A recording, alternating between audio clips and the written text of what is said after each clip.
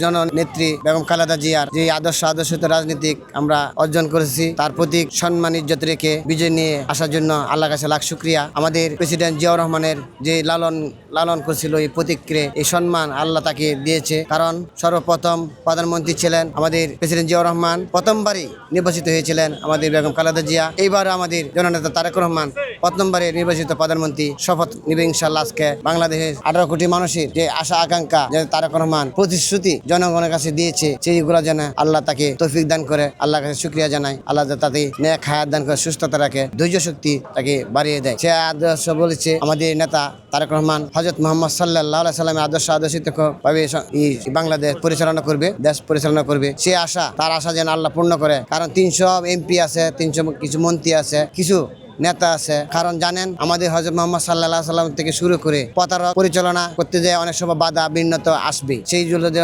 মোকাবিলা করার জন্য আল্লাহ তাকে শক্তি দাও, তৌফিক দান করুক। সে আশা আল্লাহর কাছে ফরিয়াদ জানাই। পর অধিকার আল্লাহ আরশের মালিক, জমিনের মালিক, যে আল্লাহ আমাদেরকে শক্তি দিয়েছে, বিজয় দিয়েছে, সে যেন আল্লাহ এই ইজ্জত সম্মান তাতে রাখতে পারে, সেই তৌফিক আল্লাহ তাকে আমাদের জননেতা তারেক রহমানের দেও। আপনাদের মাধ্যমে জানাই সর্বশেষ যে প্রশাসন আছে এই প্রশাসনগুলোকে যাতে নিয়ন্ত্রণ করতে পারে, প্রশাসন যেন দুর্নীতি মুক্ত থাকতে পারে। দুর্নীতি প্রশাসন ঠিক হয়ে গেলে সব ঠিক হয়ে যাবে ইনশাল্লাহ। বিশেষ করে আরেকটি আপনাদের মিডিয়া সাংবাদিক ভাইরাদা মিডিয়াকে উন্মুক্ত করে দেওয়া হয়, যেখানে অকারণ দুর্ঘটনা ঘটে সেগুলো যে আমাদের তারেক রহমান চোখে পড়ে, সেই জন্য আপনি সাংবাদিক করে দেন, উন্মুক্ত করে দেওয়া হয়। আমি আপনাদের মাধ্যমে তারেক রহমানের মাধ্যমে কাছে যে পৌঁছে বার্তাটা দেশবাসীর কাছে একটু সহযোগিতা করবেন, আমাদের জননেতা তারেক রহমানের আশা আকাঙ্ক্ষা যাতে পূর্ণ করতে পারে।